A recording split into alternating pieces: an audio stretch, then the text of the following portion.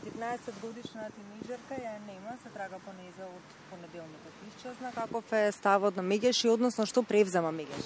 Ние веднаш се обративме до нашите партнерски организации, Европската мрежа за исчезнати деца во Брисел, тоа е специјален број 116000. Во Србија се обративме до партнерската организација Центар за исчезнати и занемарени деца и во Албанија, Тирана, до Центарот за детски права.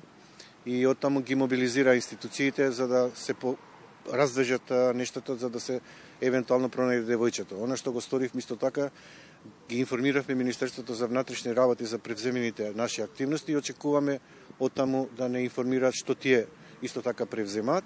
Она што недостига во Македонија е да се воведе тој специјален број 116000 за исчезнати, грабнати, киднапирани деца, нешто што недостига, и да се воведе и да се активира платформата Најдиме, нешто што треба брзо да се интервенира кога некој дете ќе биде исчезнато, посебно првите 8 часа до 24 часа, до 48 часа медиумите да известуваат на секој пола часа, потоа и на час, за да може на време да се спречи евентуалното излегување од граница или да се најде сторителот на грабнувањето на детето на време. Поминати се веќе 3 дена, како што напоменав. Дали сметате дека институциите прават доволно, се ангажираат и граѓаните, роднини, пријатели, социјалните мрежи се преплавени со слики од Вања, слики на улици закачија со незиниот лик. Дали сметате институциите дека доволно прават? Или можеби нешто повеќе да се направи? Граѓаните се активни по социјалните мрежи, ве гледам и децата лепат плакати со нивното другарче, со ученичка.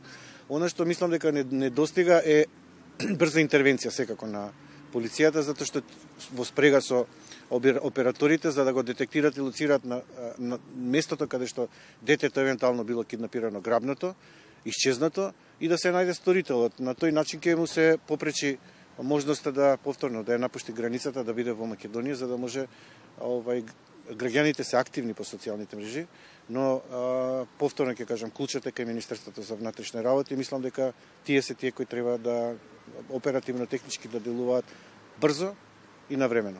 А исто така, мислам дека е важно и родителите да поведат поголема грижа, мобилност околу тоа каде се движат децата, што прават. Во училиштата недостига превентивни програми, децата да препознаат несоодветно однесување на возрастите, да не бидат заведени, изманипулирани и грабнати. Така, сме веќе кај тоа, дали има доволно кампањи во училиштата? Споменавте дека недоволно се обрнува внимание, дали има доволно кампањи? Има кампањи за сајбер насилство и за меѓуврсничко насилство, но ваков тип на кампањи за препознавање несоодветно однесување на возрастен или заведување или не знам што се може да се случи, недостига. Децата мора да ги препознаат несоодветните однесувања на возрастните и да бидат внимателни околу стапување во контакт.